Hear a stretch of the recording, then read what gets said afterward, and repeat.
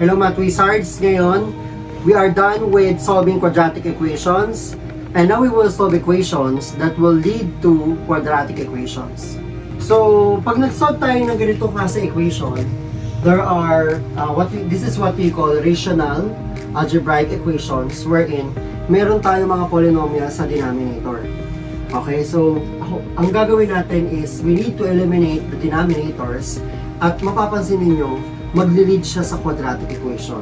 So we will multiply all the terms by x, yung sa denominators niya, x minus 1, and 4. Okay, so 6 will be multiplied by, kung ano yung denominator niya, hindi mo na siya i-multiply doon. You will just multiply by the other denominators. So 6 times the quantity x minus 1 times 4 minus 9 times the quantity x times 4 is equal to 1 times the quantity x times x minus 1. Again, simplifying, we will be having 6x minus 6 times 4, or sige, pwede rin namang multiply na natin yung 4 and 6. Multiply 6 and 4, you will get 24.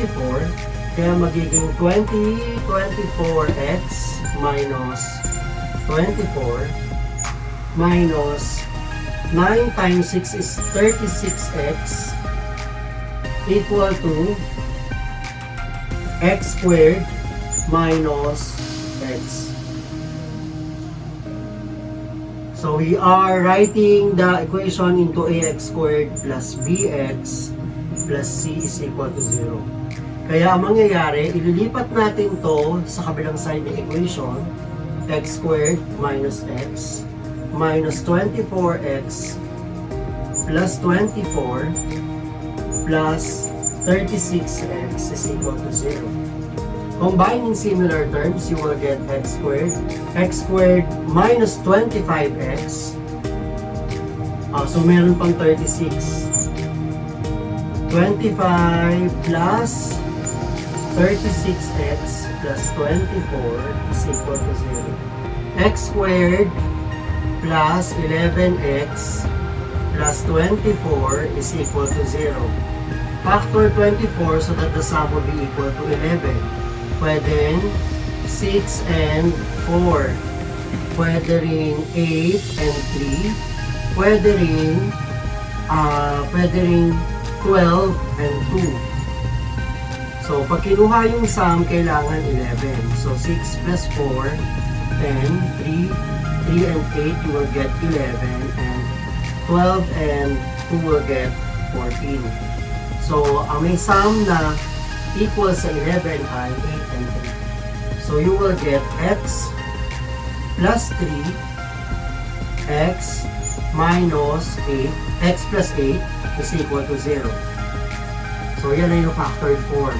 So, you will be having two solution. You will get x is equal to 3 or x is equal to 8. Negative 3, negative 3. Okay. So, since we are solving by, an equation wherein ang equation natin ay rational algebraic equation, kailangan nating i-check kung yung dalawang solution will satisfy our original equation. So, check for x is equal to negative 3. So, with the original equation, 6 over x minus 9 over x minus 1 is equal to 1/4. So, that will be 6 over negative 3 minus 9 over negative 3 minus 1 is equal to 1/4. 6 over 3 is negative 2 minus 9 over negative 4 equal to 1/4. Multiply both sides by negative 4 para mawala yung 4 o positive 4 na lang. So, this will become 8, negative 8 plus negative, negative is positive, plus 9 is equal to 1. So 1 is equal to 1. Therefore, negative 3 is one of the solution. Check naman natin yung x is equal to negative 8. So 6 over negative 8 minus 9 over negative 8 minus 1 is equal to 1 over 4. 6 over 8 is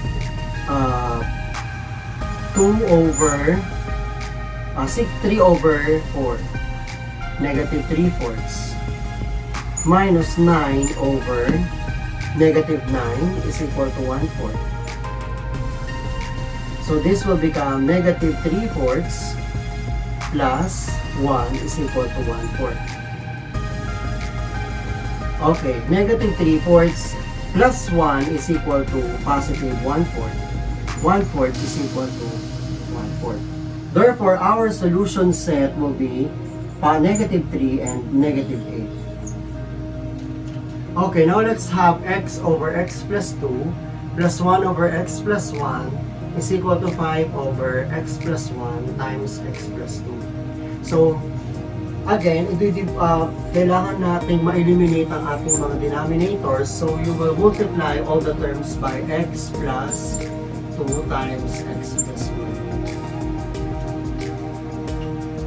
So, mangyayari is multiply x by x plus 1 na lang plus multiply 1 by x plus 2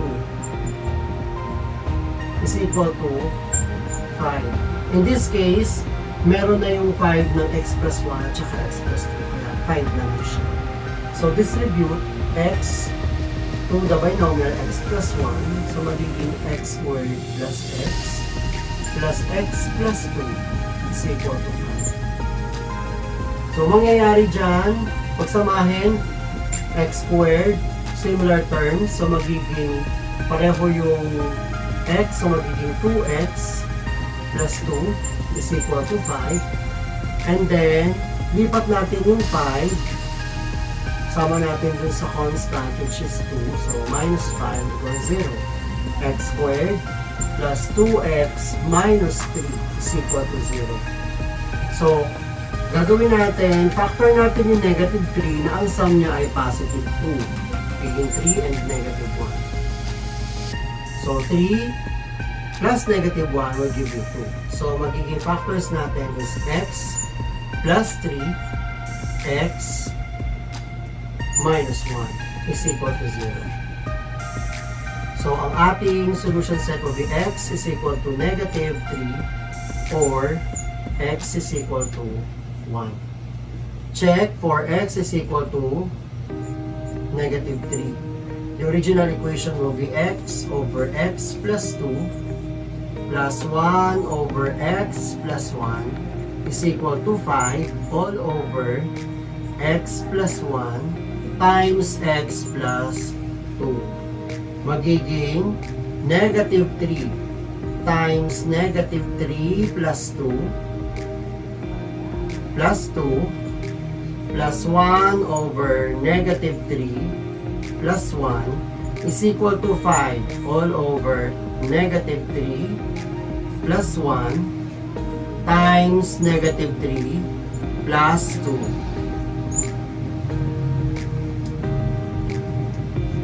Continue, you will get negative 3 over negative 1 plus 1 over negative 2 is equal to 5 all over negative 1 times negative 2.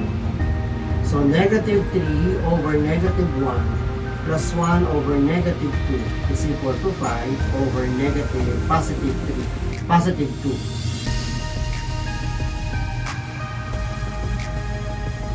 Okay, and then multiply all the terms by negative 1 and negative 2. So, magiging negative 3 times negative 2 plus 1 times negative 1 is equal to 5. Kaya magiging negative positive 6 positive 6 minus 1 is equal to 5. 5 is equal to 5. Therefore, ang ating one of the solution will be x is equal to negative 3. Check naman natin for x is equal to 1. So, x over 1 plus 2, 1 over 1 plus 2, plus 1 over 1 plus 1 is equal to 5 all over 1 plus 2, 1 plus 1. So 1 all over 3 plus 1 half is equal to 5 over 3 times 2. So multiply natin both sides by 3 and 2.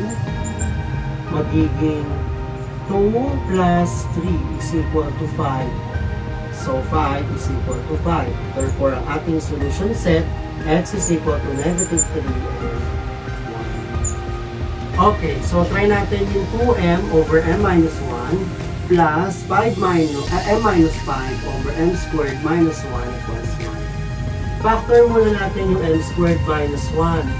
Yan ay m minus 1 m plus 1. Kaya ang multiply natin, both sides of the equation, hindi pwedeng maulit. So, pwede natin multiply m minus 1 at saka m plus 1. So, multiply natin sa 2m will be just m plus 1 na lang. For m minus 5, multiply na lang natin ay wala. Kasi both of the equation, both of the binomials or yung factors ay meron doon sa denominator. Kaya wala na tayong multiply dyan. So, sa 1, multiply natin, wala siyang denominator. So, yung dalawa, m minus 1, m plus 1. Continue natin, distribute natin yung 2m, magiging 2m squared plus 2m plus m minus 5 is equal to FOIL method, or it is just sum and difference of two terms, kaya magiging m squared minus 1. Continue, lilipat natin ito sa kabilang side ng equation, magiging m squared minus m squared, 2m squared minus m squared plus 3m, pinagsama ko to, minus 5 plus 1 is equal to 0. Magiging m squared minus plus 3m minus 4 is equal to 0. Factor natin yung negative 4 na ang sum niya ay magiging 3. Since positive ang 3, sa factors ng negative 4, ang positive doon ay yung mas malaking number. So, sa factor niyan ay 4 and 1. Ang positive yung 4, negative yung 1. Para ang sum niya ay magiging positive 3. Okay, so ang factored form ng m squared plus 3m minus 4 will be m minus 1 m plus 4 is equal to 0. So, by zero product property, m is equal to 1, m is equal to negative 4. Check. For m is equal to 1. Original equation, 2m over m minus 1 plus m minus 5 all over m squared minus 1 is equal to 1. Substitute natin yung 1. 2 times 1 all over 1 minus 1 plus m minus 1 minus 5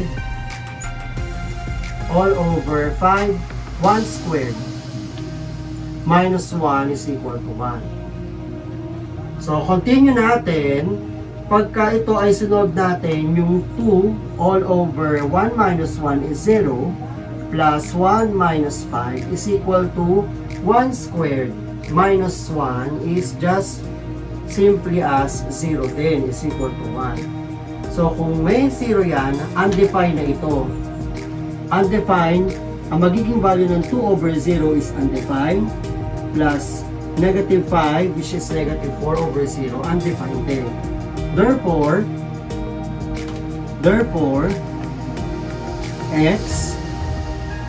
m is equal to 1 is an extraneous root.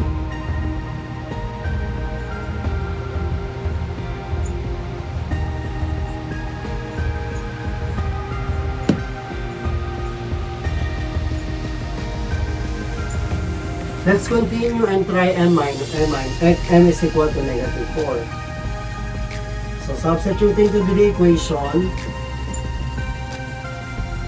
2 times negative 4 all over negative 4 minus 1 plus negative 4 minus 5 all over negative 5 squared minus 1 is equal to 1. So, negative 2 tsaka yung negative 4 will get negative 8 all over negative 5 plus negative 9 all over 25 minus 1. No, 4 pala ito. Negative 4 squared is 16. 16 minus 1 is equal to 1. So, negative 8 o positive 8 na siya. 8 over 5 plus negative 9 over 15 is equal to 1. So, multiply natin all the terms by 5. By 5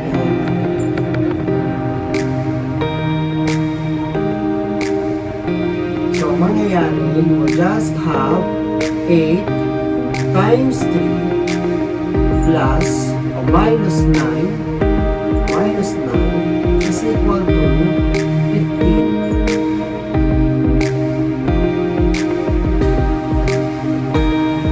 8 times 3 is 24 minus 9 is equal to 15. So, 24 minus 9 is 15. 15 is equal to 15. Therefore, our solution is set. N is equal to